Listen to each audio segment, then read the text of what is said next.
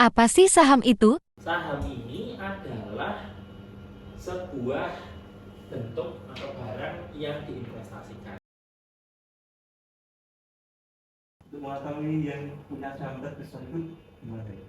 Cara untuk bisa tahu siapa pemegang saham terbesar. Oke, bisa mas. Semua perusahaan yang ada di Bursa Efek Indonesia yang sahamnya diperdagangkan di Bursa Efek Indonesia harus terbuka informasinya.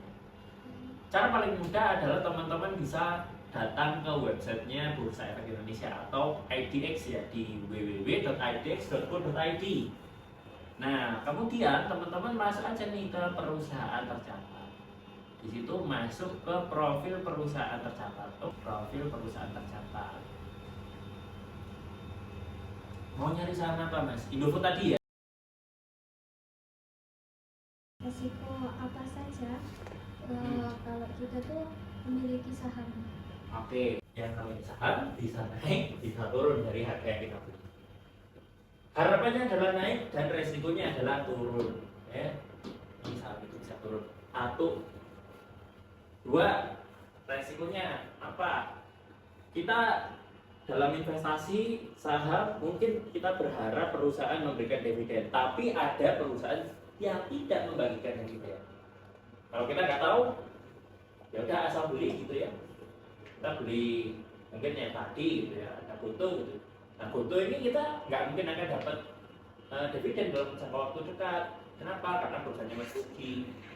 Ya kita expect dapat dividennya ternyata enggak. Ya. Kemudian yang ketiga, resiko apa lagi? Resikonya adalah ketika kita beli perusahaan yang tidak sehat, mungkin perusahaan tadi akan terkena kasus kesulitan keuangan secara teoritis gitu ya mas ya. Secara teoritis yang bisa kita lakukan adalah kita melakukan analisis. Kita melihat perusahaan baik atau enggak itu melalui dua analisis. Yang pertama adalah analisis fundamental dan yang kedua adalah analisis teknikal. Memiliki hal negatif di dalamnya.